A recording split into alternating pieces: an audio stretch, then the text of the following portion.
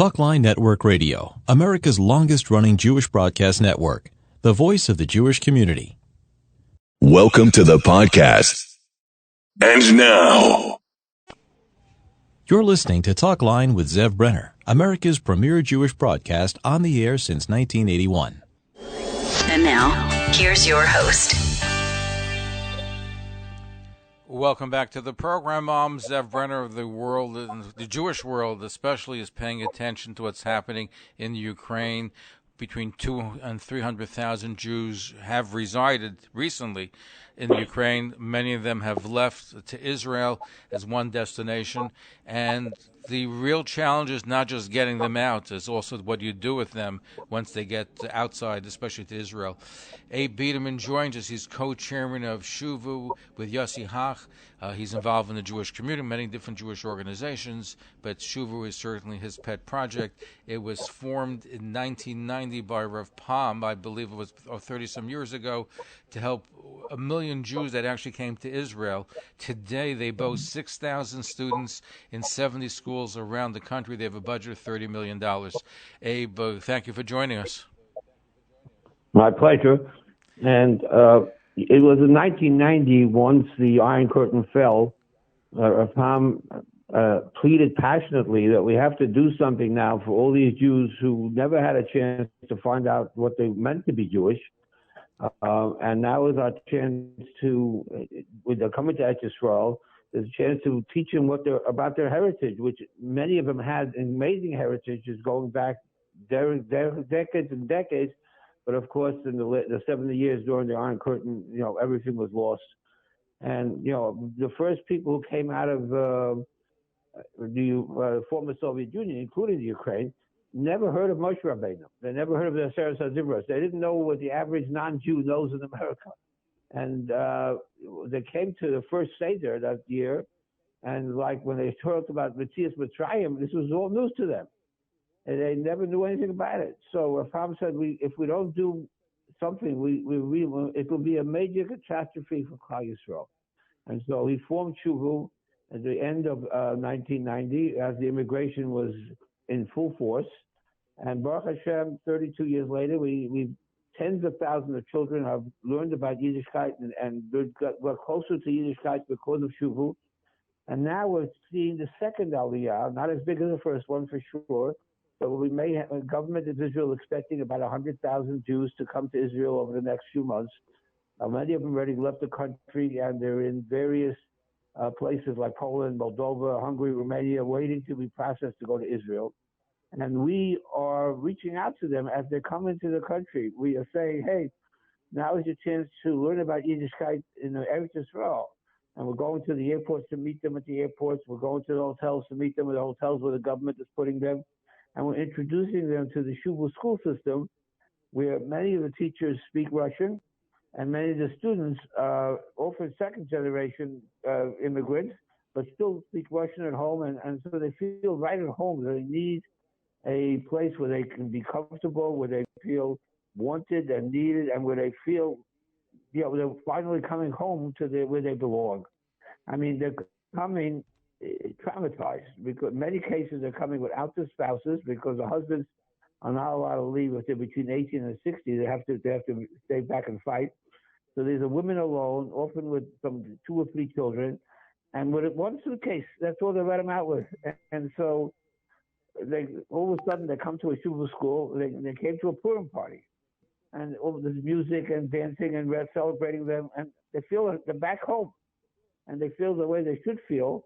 And we're rising to the challenge, and it's a major challenge because we're taught about what it means to be Jewish.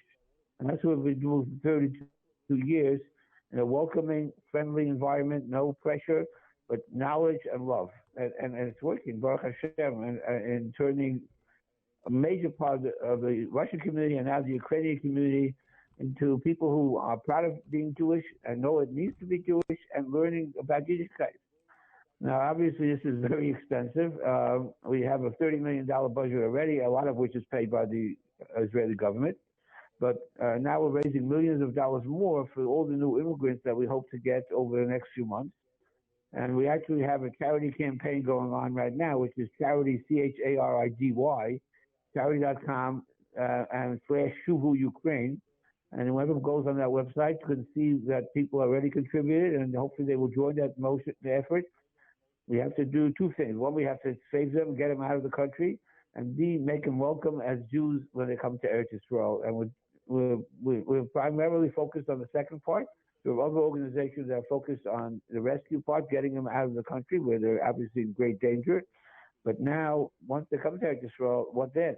So the government, of course, is going to provide them with, hopefully over time, with housing and whatever, and some of their material needs, help them to get new jobs and careers. But we are helping them find out what it means to be Jewish. And we've been doing this for over 30 years. It was Rakam's inspiration. And I know that he's looking down the Shemayim and saying, we're having a second chance with a new Aliyah, and we have to rise to that challenge.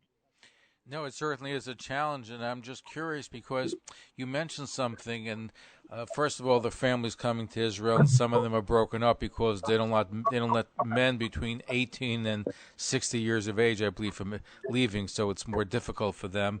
You also have, from what I understand, and I never knew this until recently, you have a lot of orphans also in the Ukraine.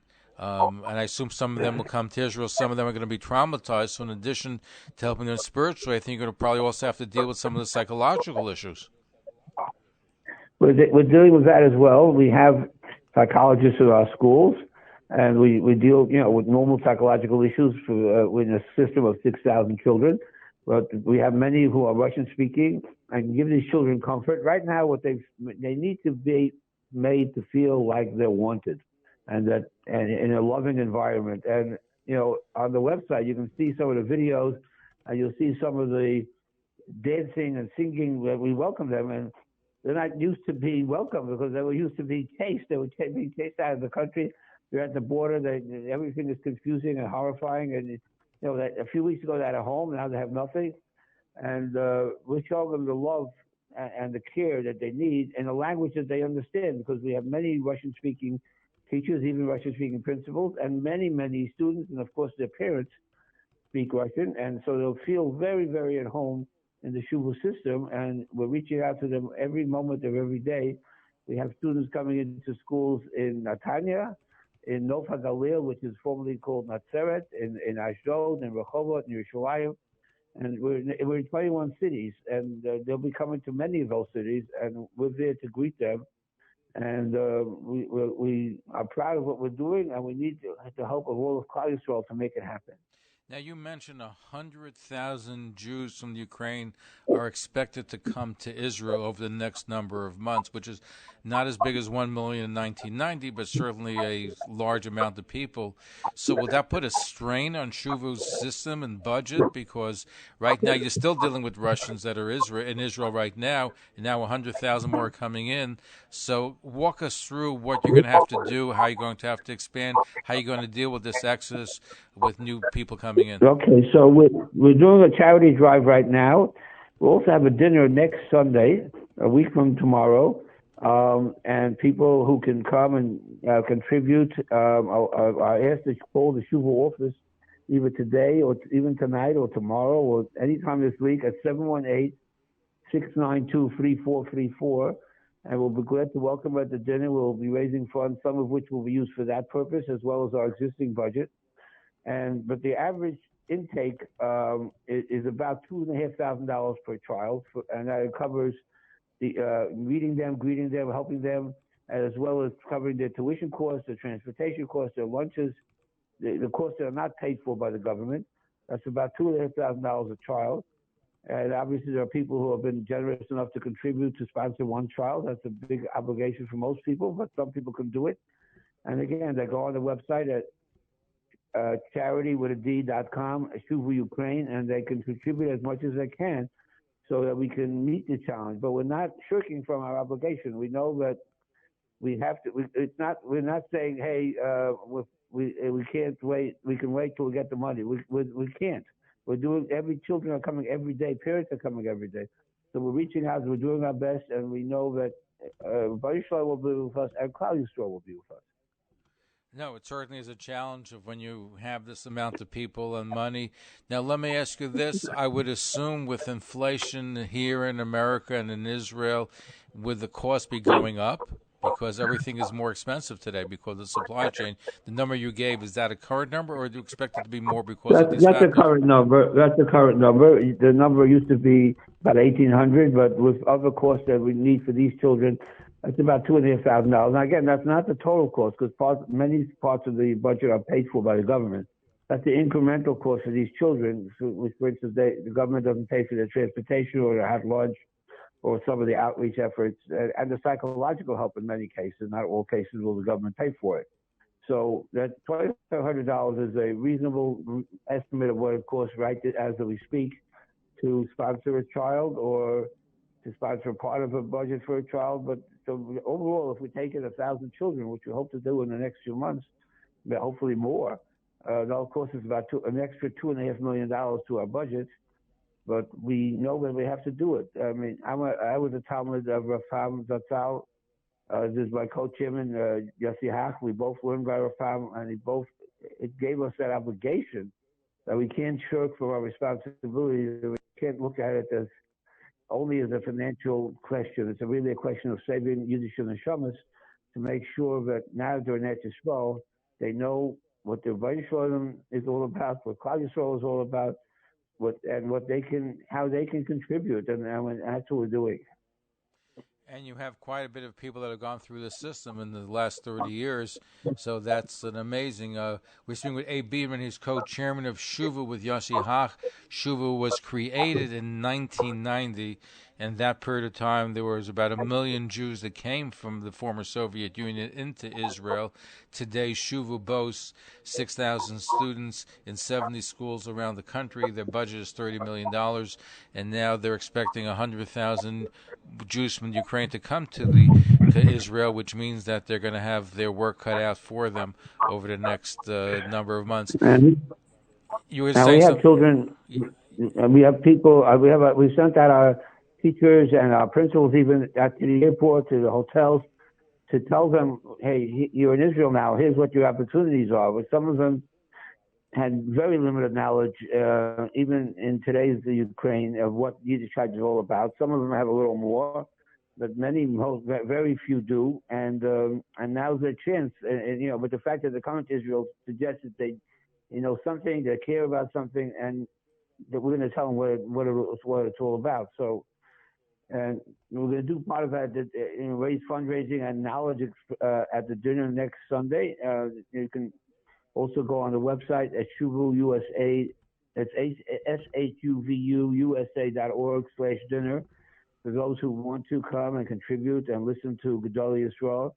Our leadership now is Rabbi Reuven Feinstein Shlita and Rabbi Elia Budny Shlita. They're both very, very close associates of Rapam. Rav Budny was a Talmud of Rapam. We were actually in yeshiva together, and they really have picked up the burden, helping us raise the funds and helping us inspire us to do what we have to do at this moment. This is an occasion we haven't had for 30 years, and who knows if we'll ever have it again. And the world is so tumultuous at this point.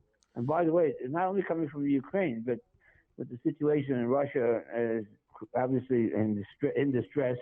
Many Jews who are there have decided that even though they didn't make Aliyah till now is the time. And so we're seeing influx not from the Ukraine, of course, primarily, but also from the Soviet Union, and we expect that to continue. So Eretz Yisrael has become, the Kibbutz Golius is here in Eretz Yisrael, and we're doing our part. We're trying to do our part with Klal Yisrael's help to make sure that we accept all those who are interested and want to know about Yiddishkeit, and we're going to continue that mandate that we got from our Rebbe. You said something interesting, Abe, that Jews, it's not just Jews from Ukraine, the Jews from Russia itself are leaving for whatever the reason is. They feel things are changing. They're afraid of what's going to happen there. So do we have any idea of how many Jews from Russia may end up in Israel? Honestly, not yet, because it's just beginning. I think at the beginning they weren't directly affected. They weren't affected like the Ukrainians were. They weren't bombed out of their homes or anything like that. But there's no question that there's a growing sense of dissatisfaction of what's going on in Russia. And so the experts, and I'm not one of them, say that there'll be tens of thousands coming from the former Soviet Union as well, because now they realize that if they want to live in a country that cares about people, they want to be in Israel. And so, and the doors are open. You know, the Israeli government, of course, lets in everybody who qualifies under the law of return. It's not like what happened, unfortunately, to our brethren and our parents, 70, 80 years ago when all the doors were closed. The doors of Eretz Yisrael are open. They're open to Ukrainians. They're open to Russians. And when they come, we'll be there to greet them. No, which is so important. Now, explain to me one thing. You know, when people come from, whether it's Russia or going to come from Ukraine, you have to, and you say a lot of them have no knowledge. They have no idea what Aleph Beis is, what Shabbos is. They have no idea about Judaism, about Yiddishkeit. Is it a tough sell to get them to say, let me send our children to a Jewish school? It's not a tough sell because they're going into schools that have, in many cases, actual cousins or like cousins. So that, you know, they're going to schools where, you know, they'll move into a neighborhood and they'll find out that they're around the corner. There are several people from the former Soviet Union, and they basically speak the same language. Ukrainian and Russian, all Ukrainians also speak Russian, and all of a sudden they're saying, "Hey, we love the school. We like these the teachers there. We like the atmosphere there. We like the loving attention they get there." And so they said, you know, so if we have the resources, they will come. And once they're in the school, the teachers are so dedicated and have so much love and appreciation for what they're doing that they will, you know, guide the children. Our motto is Yahadus London Bahava. We teach Judaism with love, and so we're not telling them now the next day that you can't do anything that you might have done over the last 10 or 15 years. We're telling them, we start teaching them, and little by little, and as they learn more, they bring their parents into the fold. And the parents who, in some cases, know very little at all about Yiddishkeit, all of a sudden here, their children are keeping Shabbos, they're keeping kosher. You know, in the beginning, children might come to school with a salami and butter sandwich. But after a while, they realize you can't do that. And then they explain to the parents that this is not the sandwich that you can make me. And on Shabbos, we can't go to the beach. We have to stay home, and we have to, with Shabbos, we have a Shabbos meal. And little by little, the love permeates not just the children, but their parents. And that's what SHUVU has been all about. And that's why this campaign is so critical. Again, at charity.com/SHUVU Ukraine. And they can learn more about the effort. They'll see some of the pictures of the parents coming and the love that they're getting from us, which is what we were taught to do. Now, I mentioned that you have 6,000 students in 70 schools around the country. Now, the parents are certainly are important role. So the kids bring in the parents. But talk to me for a few minutes, Abe, about what you do as far as getting the parents more involved in Yiddishkeit too. Well, we have major programs for the parents.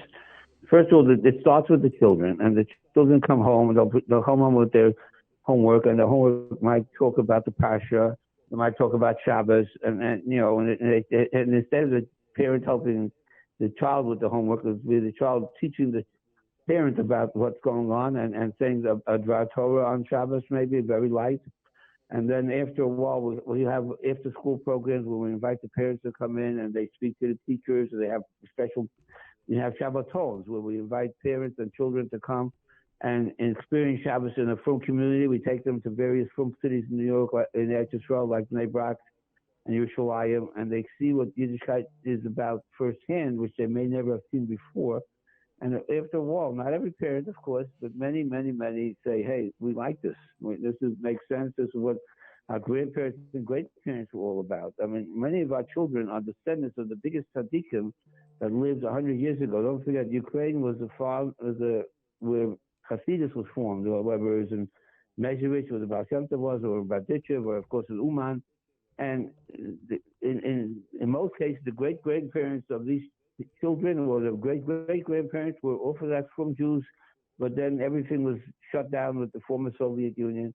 And now the parents are getting reunited, and some of them have pictures of their great-grandparents with beards and mothers that look like they were traditional, and now they begin to realize what that all means. And so they're, not in all cases, but in many cases, they're really happy and proud to be brought back into the fold.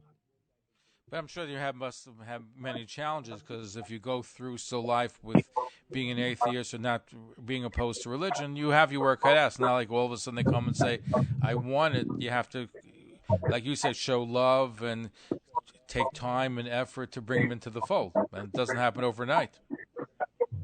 Absolutely. But the fact that they want to come to Eretz Yisrael gives you already a little head start, because some of them say, no, we only want to go to Germany or other countries like that. So those are the ones that are probably least interested. But the ones that come to Eretz Yisrael also need a lot of coaching and development. But that they made the critical first step, and we're there to bring them along. And with the help of all Klal Yisrael, hopefully joining in this effort. It's a unique challenge for not just for SHUVU, but it's a unique challenge for all Jews. You know, a lot of people say, like, what were American Jews doing in 1939? And of course, now they're rising to the challenge. They're at the borders helping with the rescue and giving money for that. And the second part is bringing them to Eretz Yisrael and now teaching them what it means to be Jewish. And all Klal Yisrael should really be participating in this effort, and hopefully many will. Well, which is what we're encouraging people to do, because you have a dinner coming up, and you also have a campaign. And I think the campaign was probably started even before the Ukrainian crisis. You have the dinner coming up, so now it takes on a sense of urgency, because when you have 100,000 people going to be coming in, that's a tremendous amount of number. Not as big as 1 million in the 1990. But certainly that's a tremendous number and a tremendous challenge and a tremendous strain on resources, and you have to have much more feet on the ground, so to speak, to deal with it. So SHUVU has done it, so you're already experienced, but it certainly is going to be a change of pace for the SHUVU organization in Israel.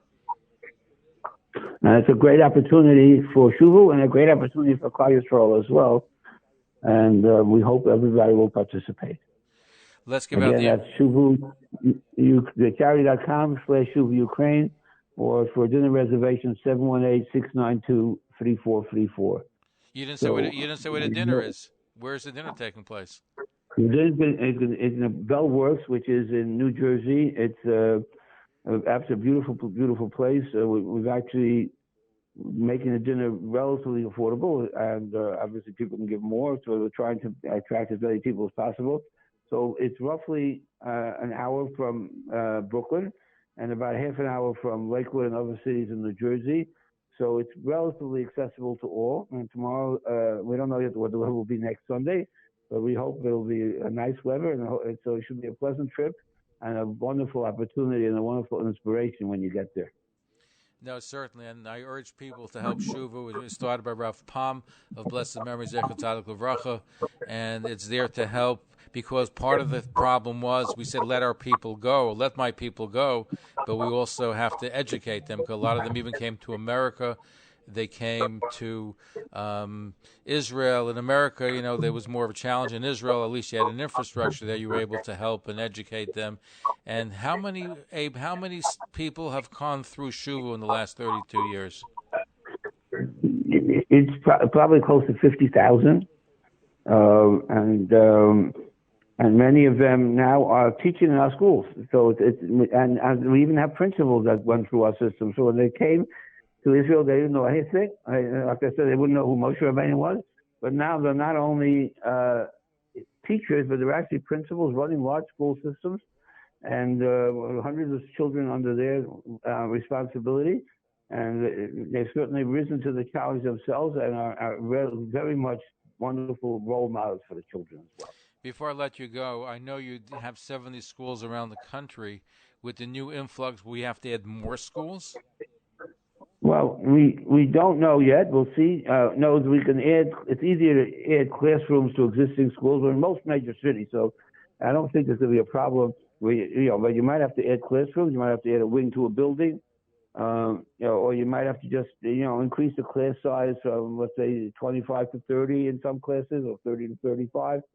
So all of those things will be dealt with on each school separately. But over time, if the influxes are tremendous, they will probably need new school buildings or additional school buildings, but all in the same ages and the same areas that we're in already, because we're really pretty much all over every major city in Israel, all the way up north to Akko, down to Beersheba, and across the whole middle of the country from Yerushalayim, Tel Aviv, Rehovot, Rishon LeZion. We're all over the place, and we have big schools. Petach Tikva school alone is almost 900 children. Wow! And so and that's a boys' high school, a girls' high school, elementary schools, and the children are coming out of there. It's amazing what a tremendous influence SHUVU has on them, and they in turn on their families, and then in turn on their next generation as well. So I would assume. So thank you very much. You're getting the thank second. you very much for making your station available for us, and I hope your readers, of which there are many, will be inspired and realize that this is a challenge not just for us, but for them as well. So I want to thank you, Abe Biderman, the co-chairman of SHUVU, together with Yossi Hach. And as you heard, they were originally created in 1990 by Rav Pam of blessed memory, Zecher Tzaddik L'Bracha, to help the million-plus Jews that came in. They came in secular, not knowing anything about Judaism, about Yiddishkeit, and this was done to help them spiritually and help them grow in that endeavor.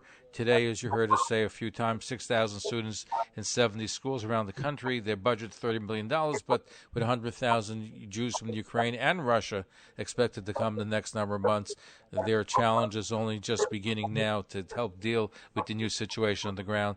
The dinner's coming up a week from Sunday, and there is currently a campaign on charity. So before I let you go, Abe, just give out the information one more time, both regarding the dinner and how people can contribute. Okay. The dinner is next Sunday at 5:30 in Bellworks. The number to call is 718-692-3434. There are actually people standing by now, or they can call tomorrow. And the online campaign is charity.com/SHUVU Ukraine. And let's give out that phone number. Just many people. Let's give out that phone number one more time. 718-692-3434. Abe Biderman, thank you for joining us. Look forward to having you back, and continued success with SHUVU and then your mission to help educate our people coming in from Ukraine and Russia to Israel. And thank you for all the wonderful work that you do as well. Thank you. Good. Follow us on Facebook, Twitter, and Instagram.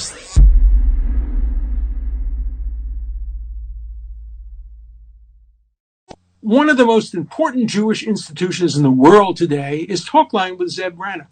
He is so smart, and he is so innovative, and he has so many interesting guests. I don't know what Yiddishkeit, I don't know what New York, I don't know what the world would do without Zev. So Zev, Yasher Koach, may you go from strength to strength and keep informing us and educating us and keep fighting for Jewish values. Thanks for listening. For continuous Jewish programs, TalklineNetwork.com, or our 24-hour-a-day listen line at 641-741-0389. For past shows, you can find us on iTunes, Spotify, Amazon, YouTube, Instagram, and all major podcast platforms, or jewishpodcast.org. Thanks for listening to the TalklineNetwork.com.